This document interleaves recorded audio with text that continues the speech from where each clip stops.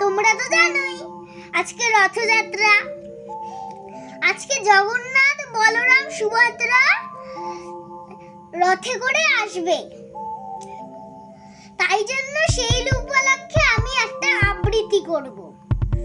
কবিতাতে লিখেছেন কবিগুরু রবীন্দ্রনাথ ঠাকুর। কবিতাটির নাম ভক্তিভাজন।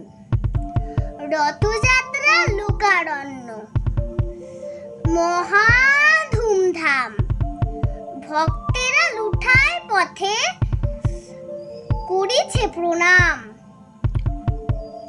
রথ ভাবে আমি দেব, পথ ভাবে আমি, মূর্তি ভাবে আমি দেব, হাসের অন্তর্যামী। নমস্কার। কেমন লেগেছে আমার কবিতাটা সবাই?